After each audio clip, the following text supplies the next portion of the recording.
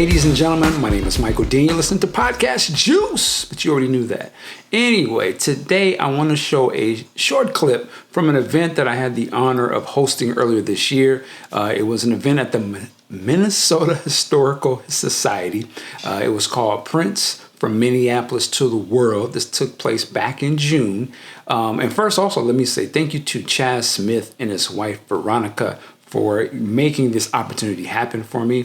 But anyway, I'm going to put a link down below so that you can watch the entire event, because it was all streamed online. And there's a lot of great stuff going on there. There was family members and cousins of Prince from his early years and his development. Also, we had Pepe Willie, and who I'm going to show a clip of today, gentleman by the name of Spike Moss.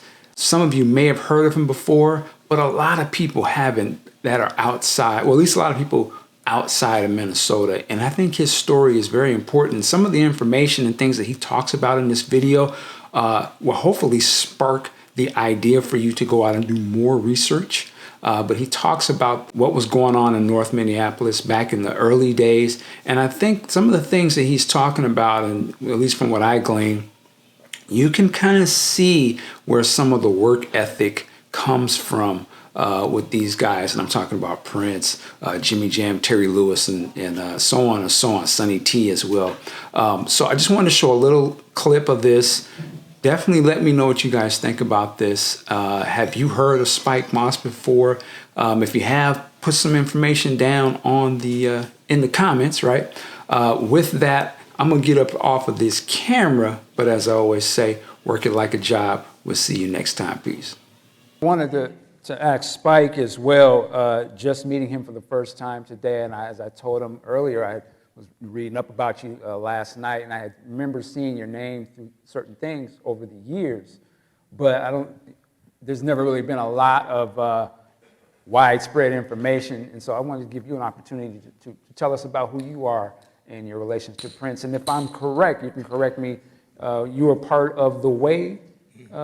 See, let me say this. There's a thing in my hometown, it's the YMCA, but it was a particular one that we went to. Like, we all went there over the summer, you know, and for us as young black boys, and I didn't have my dad around at the time, those types of community centers were the places where we could go, one, where our parents felt safe to send us, right? It was a safe place, but it was a place where we could get some man training sometimes, and you know, let them boys play basketball or whatever it was, and we wasn't just sitting at home lollygagging. So I'm very interested to hear about, you know, what the Way was about.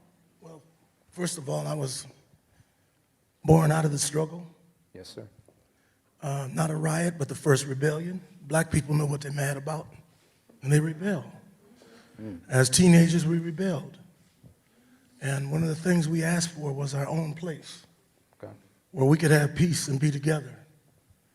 And my best friend, Clarence Benford, named it the Way.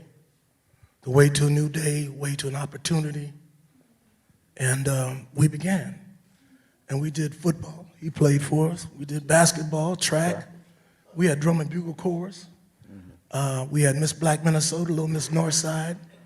We had Juneteenth on Plymouth Avenue. We had Youth Appreciation Day.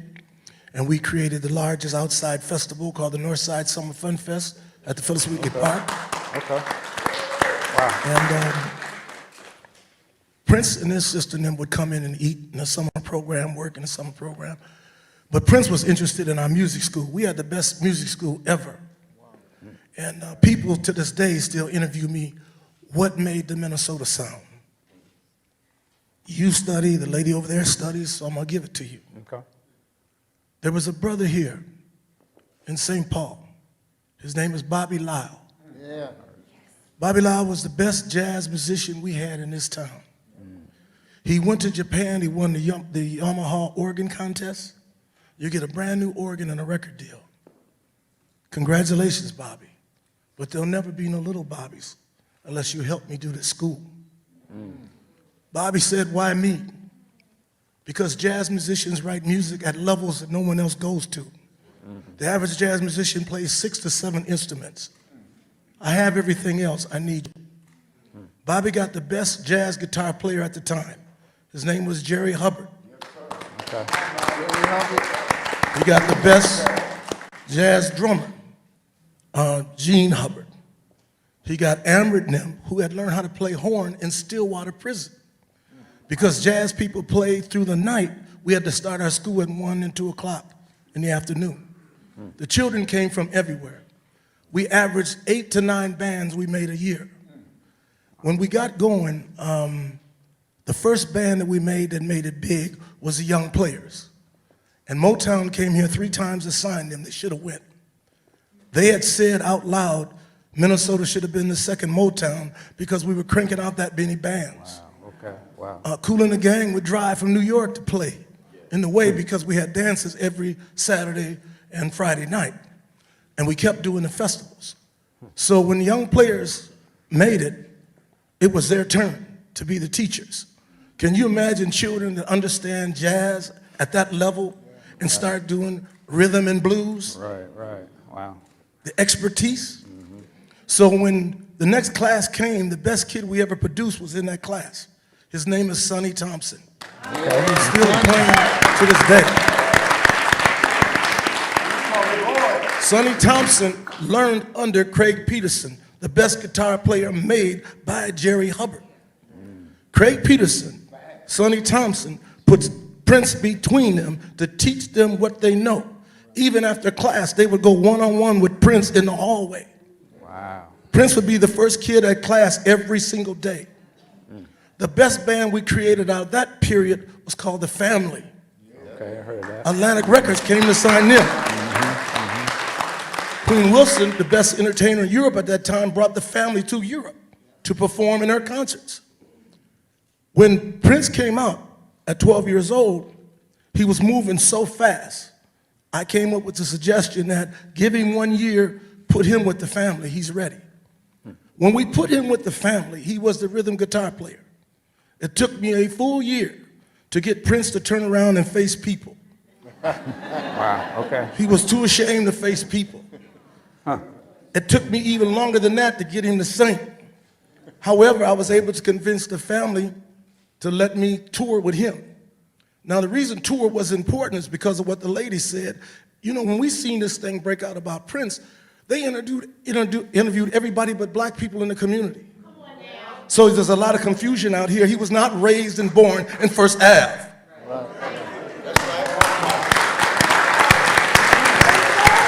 Facts. The reason why our dancer was so important to the lady that's doing the history.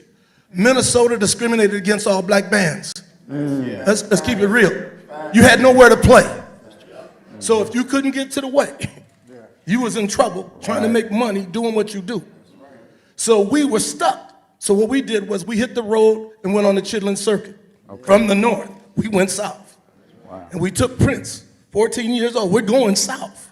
And we're playing through Tulsa, Oklahoma City, Wichita, Topeka, Kansas, Kansas City, St. Louis, Monroe City, Missouri, Bowling Green, Columbus, Missouri, Des Moines, Iowa, Waterloo, Iowa. We're playing where we can play as black entertainers. Right, right. We finally made it to Omaha. We finally made it to Denver. But if we didn't go, we couldn't make a living. And so when you hear these people talking, they left that out. We were discriminated against. We didn't get to the big stage until Frank Jackson, Joe Jackson, Shil Jackson moved to this city from Jacksonville, Florida, and started doing concerts. They gave us the secret. The secret was go to the Holiday Inn. The Holiday Inn will allow black people to rent those auditoriums. Okay. And that's when we finally could do big concerts inside. Wow. Before that, the big stuff we did was outside at the festivals. You see what I'm saying? Mm-hmm. And the reason the story is all twisted, they never came and gave any consideration to black people. And so here's a kid that went on the road that young, meeting black people and other musicians. Right. But I'm telling you, when you see Craig Peterson, you're talking about Miles Davis. You're talking about B.B. King, right? Okay. And then you're talking about Jimi Hendrix in one man, sitting down with a child, 12 years old.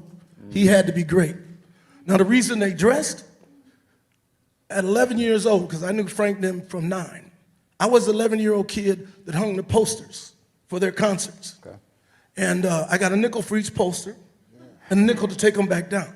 Okay. But I also got hamburger, hot dog, fries, Coke.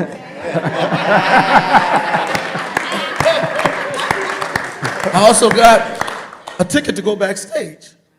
So I grew up knowing Aretha Franklin, Ike and Tina Turner, James Brown. I knew these people personally. Okay. So I'm learning the business of shows, even though I'm a child. So at 15, I said to Frank, who's the next show? He said, Ike and Tina Turner Review. I said, I want part of that show. At 15, you want part of that show? Where you gonna get some money? I said, I got it from you. So when I became part of that show, I already know how to do shows. But the one thing I learned from the chitlin circuit with James Brown and all those people, you had to dress to the floor. Right. So I taught all of our kids to dress to the floor.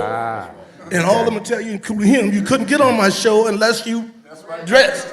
Okay. Then you had to be able to step. If you ain't got no show, you can't get on Spike Monster's show. Am I right or wrong? You cannot get on unless you can step together and look good. All of that was taught to me from those men, black men again, black men in the school, black men teaching me how to do the business. I'm giving the business to the children of the North Side. Now you want to know about Prince's blackness? Speak on it. You can't come to the class and not go in front of Professor Mahmoud El-Khadi and learn what it is to be a black man. You cannot, in the way, do that. That's the big natural in all his attitude. Okay. That was when he said he wasn't going to be no slave. Right. And the reason that came out of his mouth was because I taught them kids that you're coming through a period of time that most of y'all didn't know, but they were selling albums for $9 to $12 an album. And the average black entertainer was making 1.5 cents per album. So I had to teach them not to be a slave. And Prince knew that's the first step you got to do. You got to honor what I said. Never sell your name, never sell your copyright. Those are the lessons. Yes, sir. Remember to be a black man, and remember to be a proud black man. So when Mahmoud would set these kids down, you officially know you a black person. And this is going on 5 days a week for free, just like the music class. So it speaks to the story, but the story was never interviewed until we released that movie we did last week over at North that's going to the world, Prince and the North Side he came from. Okay, I heard it. You'll finally see more of the truth, because if you wouldn't disrespect the community, you'd have had it day one. Right. Wow. You'd have had it day one. So that's it in a nutshell, is that they've just been so disrespected. I mean, even Prince himself, didn't he have to go somewhere to get a record deal? The one thing we all knew at that time, we had nothing but studios here. They wouldn't touch a black. The world's largest distributor was here, Pickwick, right there in Golden Valley. We had our own label. My label was Pyramid Records. We couldn't get it on the air. When Prince dropped his music, what I didn't see in that thing, Minnesota wouldn't play it. How about that? How about that? Minnesota said it was too sexy. They didn't want nothing to do with it. We had to go to KMOJ to play his music. Y'all know the truth. Y'all know the truth. And he was The too very wild. places that claimed him after he made it, because they allowed us in the door at First Ave in those places. We weren't allowed in the first door. And I want to remind you one more thing before I stop. Yeah. Don't stop.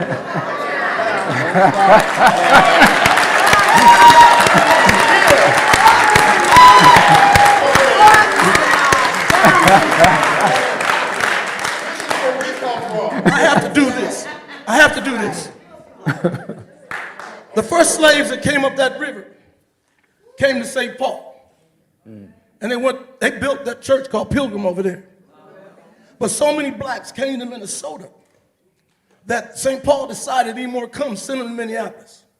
And we were forced to go to Minneapolis, but we didn't have any help. They put their money together and built a church that's still over in Minneapolis called Zion Baptist Church. Okay. That church's original name is Zion Missionary Baptist Church. Because the missionary was to put us together because of the cold weather, coats, boots, food, and a bed till we got on our feet.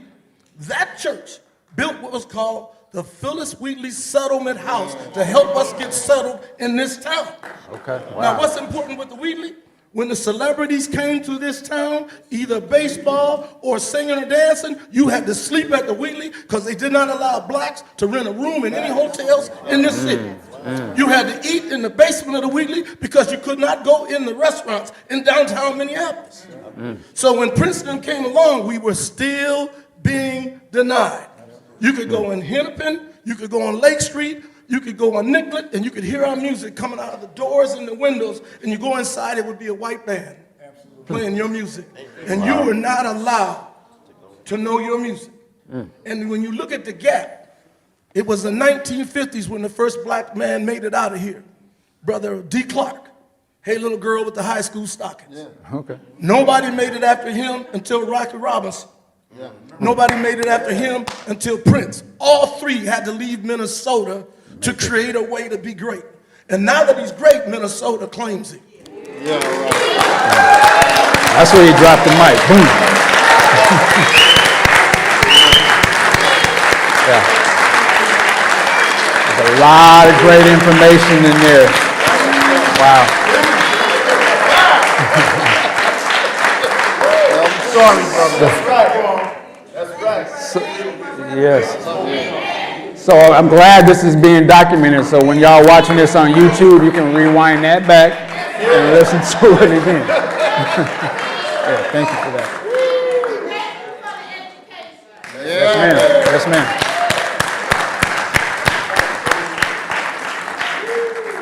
All right. Man, I thought he was in church.